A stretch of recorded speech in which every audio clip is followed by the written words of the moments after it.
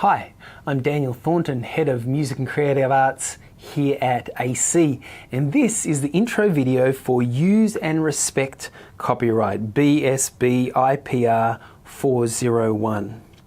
There are copyright units for each of the awards, the Cert 3, Cert 4 and Diploma of Music Industry. And you might not get that excited originally about copyright, but the fact is anything that we're engaging with musically has some kind of copyright laws that are applying to it.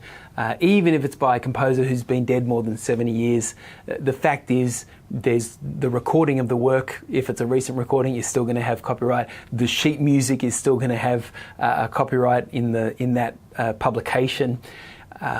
You know, the moment that we perform it, we've now created a work that has copyright implications to it. So it's good to know the basics and to understand where we go to find out more, and that's what this unit's about. So we touch on an array of things, right from the sort of concepts of copyright and how they're enacted in, particularly in Australian law, you know, what the copyright societies like APRA, AMCOS do, how they work, CCLI, and how they interact with both the people getting licenses and those who they represent. And all of that, you know, we'll talk about Creative Commons, which is really important in the new digital world where copyright laws have found it very difficult to keep up with the constant changing internet, worldwide, accessible world that we live in. So we'll talk about all that kind of stuff. We'll basically cover 4 learning outcomes. One is identify extent of copyright protection for original works. So we'll talk about what happens when I write a song or a piece of music. How is that protected? And you might not be a composer, but having that information will give you understanding of what it is for those people around you who are perhaps writing, or the work of others that you are performing and using. Second learning outcome is ensure that copyright protection is effective when using original works.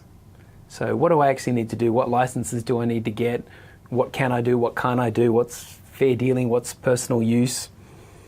Third, monitor policies and procedures for use of own copyright materials by other parties. So,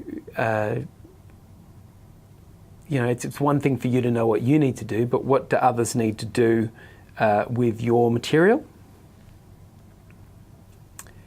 You know, creating and maintaining the documentation that's related to those copyright agreements, you know, to know where to send people to get licenses and things like that.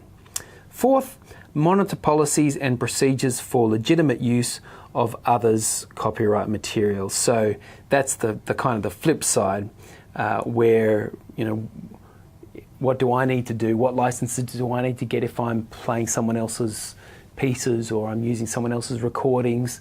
You know, what contexts require what licenses? And all that stuff's great to know. So we'll keep it nice and interesting. Copyright doesn't have to be boring. In fact, it's quite fascinating, but you know, it's a small part of a big picture, and one that's actually one that you'll find value in wherever you're functioning in your musical world.